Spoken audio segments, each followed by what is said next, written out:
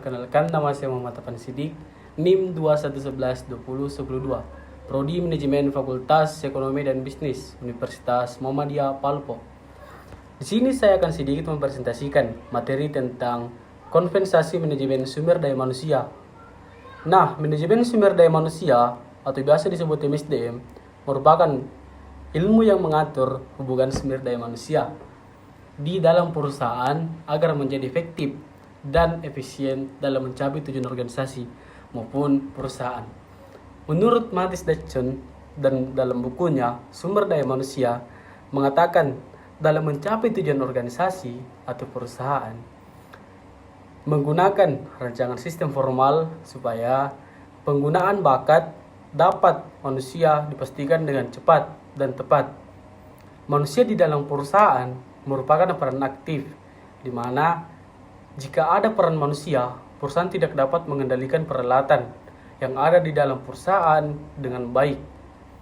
Manajemen sumber daya manusia atau MSDM telah memengaruhi secara langsung dalam penggunaan manusia untuk melibatkan keputusan dan praktik manajemen. Selain itu, manajemen sumber daya manusia juga yang mengelola seluruh struktur perusahaan berupa manusia atau karyawan, mulai dari susunan organisasi, mengembangkan karyawan, mengevaluasi kinerja karyawan, memberikan perhatian kepada karyawan, hingga hubungan ketenaga kerjaan.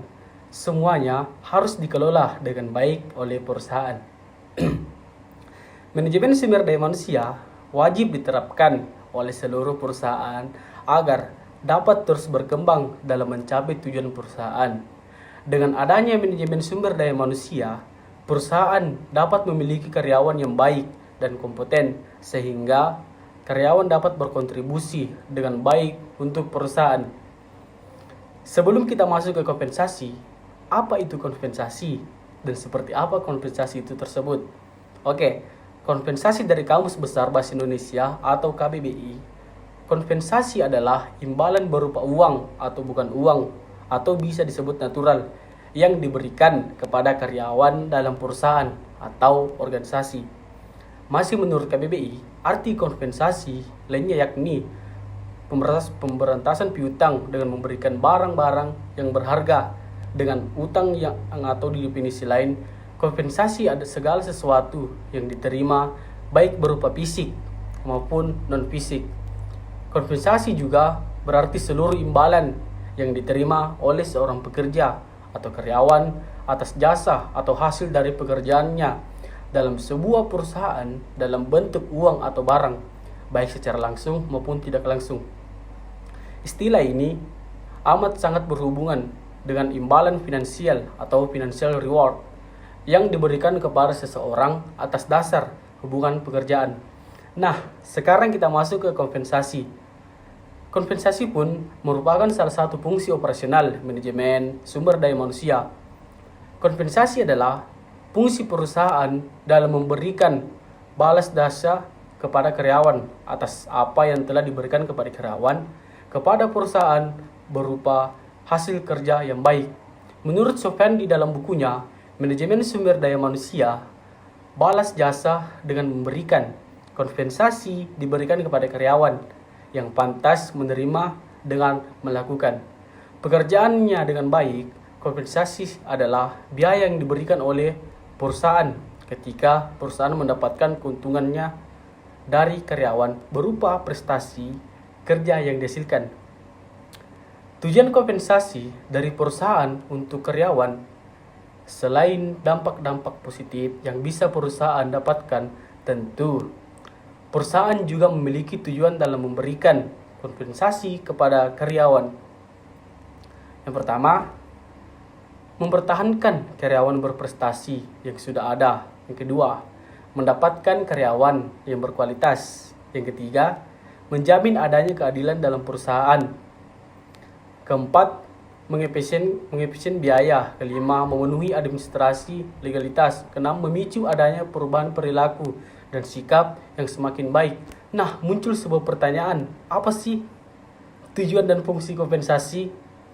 Tujuan dan fungsi kompensasi diantaranya adalah untuk menghargai prestasi karyawan, menjamin keadilan gaji, karyawan mempertahankan karyawan ataupun mengurangi turnover karyawan, memperoleh karyawan yang bermutu, pengendalian biaya, dan memenuhi peraturan.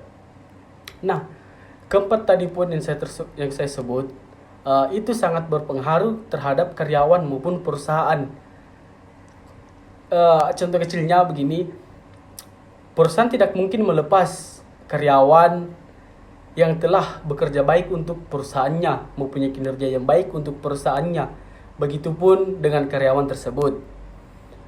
Dia tidak mungkin bisa keluar dari perusahaan maupun organisasi jika dia dapat semisal fasilitas yang nyaman di dalam perusahaan tersebut, atau mempunyai atasan yang sangat semisal contoh kecilnya kita akrab kepada manajer maupun itu atasan kita.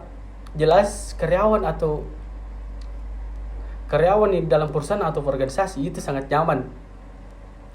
Nah, bagaimana jika di dalam suatu perusahaan itu kita mempunyai karyawan yang tadinya dia mempunyai kinerja yang baik, makin hari ke hari dia mempunyai kinerja yang buruk.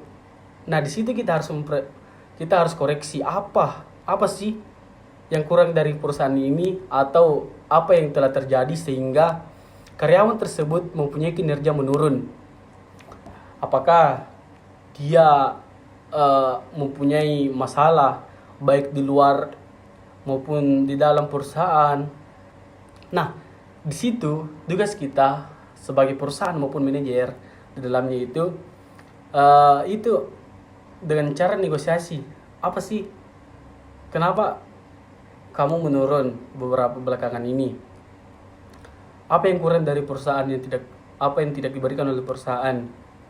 Nah, negosiasi kompensasi terhadap perusahaan MSDM itu sangat penting karena beberapa 4 poin yang tadi saya katakan. Itulah tadi yang saya bisa bawakan. Kurang dan lebihnya mohon dimaafkan.